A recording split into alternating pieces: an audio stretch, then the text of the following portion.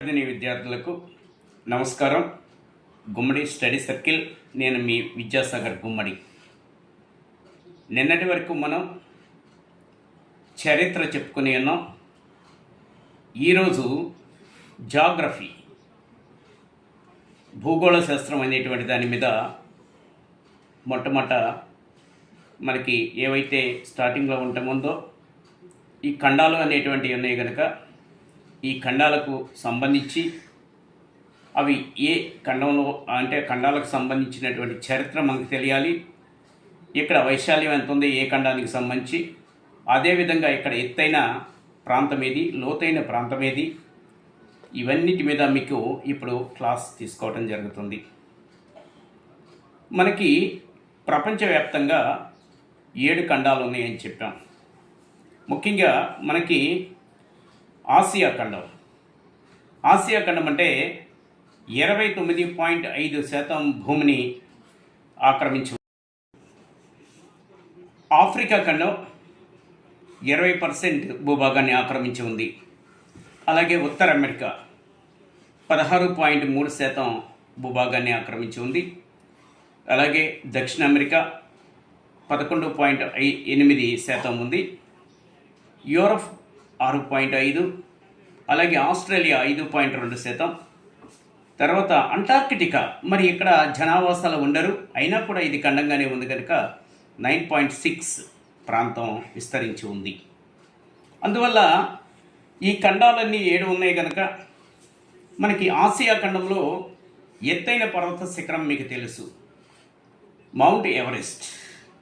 Everest శిఖరం అనేటువంటిది మరి మనకి నేపాల్కి బోర్డర్లో ఉంది. 8,848 మీటర్ల ఎత్తు ఉంది.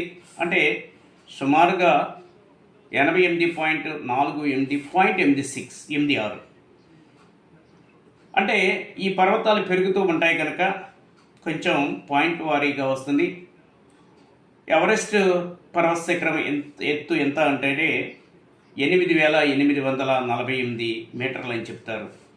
అలాగే ఆఫ్రికా ఖండంలో ఉన్నటువంటిది కిలిమంజారో, ఇది అగ్నిపర్వతం అండి. దీని ఎత్తు 5,895 మీటర్లు. అలాగే ఉత్తర అమెరికాలో మౌంట్ మెకెన్లీ అనేటువంటిది ఉంది, దాని ఎత్తు 6,190 మీటర్లు. తర్వాత దక్షిణ అమెరికా అనగానే అకాంకాగ్వా అనేటువంటిది పర్వత శిఖరం, ఇది 6,961 మీటర్ల ఎత్తులో ఉంది. మనకి యూరప్ అంటే మరి జనాభా తక్కువగా ఉన్నా కూడా ఇక్కడ ఎల్బ్రస్ అనేటువంటి పర్వతాలు ఉన్నాయి. అంటే వెస్ట్ పార్ట్ ఒకటి, ఈస్ట్ పార్ట్ ఒకటి ఉంటుంది. వెస్ట్ పార్ట్ వచ్చేటప్పటికి 5,642 మీటర్లు ఉంటుంది. ఈస్ట్ పార్ట్ వచ్చేటప్పటికి 5,621 మీటర్లు ఉంటుంది. అంటే ఆ సైడ్ నుంచి చూసినా ఈ సైడ్ నుంచి చూసినా కూడా దాదాపు ఒక 21 మీటర్లు మాత్రం తేడా ఉంటుంది.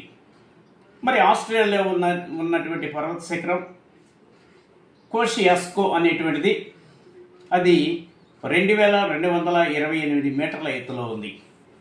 తర్వాత మనకి అంటార్కిటికా, ఇక్కడ జనావాసం లేదు, కానీ ఇక్కడ ఎప్పుడు కూడా ప్రయోగాలు జరుగుతూనే ఉంటాయి కనుక మరి వింటర్ అనేటువంటిది సమ్మర్ అనేటువంటి కాలంలో మాత్రమే ఎక్కువగా, వేసవిలో 4,400 మంది మాత్రం అక్కడ ఈ యొక్క ప్రయోగాలు చేయటానికి కనుగొనడానికి వెళుతూ ఉంటారు. వింటర్లో మరి శీతాకాలం అనగానే జనాభా చాలా తగ్గిపోతే 1,100 మంది మాత్రమే ఇక్కడ ప్రయోగాలు చేసుకోవడానికి శాస్త్రవేత్తలు వెళ్తూ ఉంటారు. ఎందుకంటే ఈ అంటార్కిటికా ఖండం అనేటువంటి దానిలో జనావాసం లేదు కనుక ఎందువల్ల లేదు, ఇక్కడ ఉన్నటువంటి పరిస్థితులు ఏంటి అని కనుగొనడానికి వెళ్తారు. ఈ ప్రాంతంలో విన్సన్ మాసిఫ్ అనేటువంటి పర్వతం ఎత్తైంది కనుక అది 4,892 మీటర్ల ఎత్తులో ఉంటుంది. కనుక ఈ 7 ఖండాలకు సంబంధించినటువంటి ఇన్ఫర్మేషన్ ఇది. అయితే ఎత్తైన ప్రాంతం అని చెప్పాం కనుక మరి ఎత్తుకి మరి ఆపోజిట్ లోతైన ప్రాంతాలు ఉంటాయి కనుక మనకి ఇక్కడ సముద్రాలు ఉన్నాయి కొన్ని. అక్కడ ఏ ఖండంలో ఏ సముద్రం లోతైన ప్రాంతం అనేటువంటిది మనకి చెప్పాలి. ఆసియాలో మనకి డెడ్ సీ అండి, అది డెడ్ సీ అంటే మృత సముద్రం అని అంటాం. అలాగే ఆఫ్రికాలో వచ్చేటప్పటికి ఆసాయ్ సరస్సు అనేటువంటిది లోతైనటువంటిది.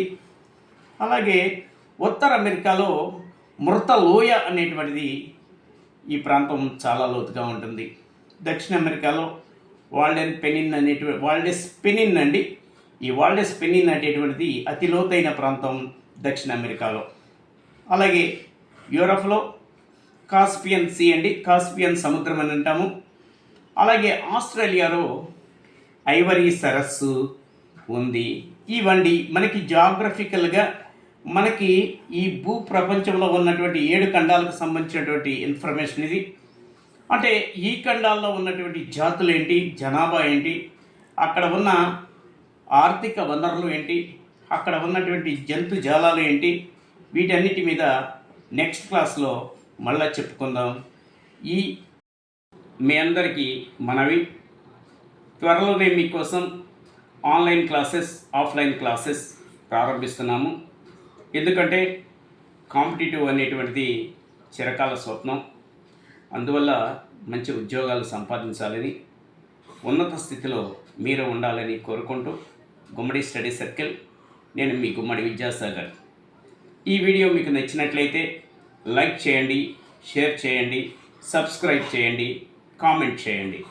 నమస్కారం.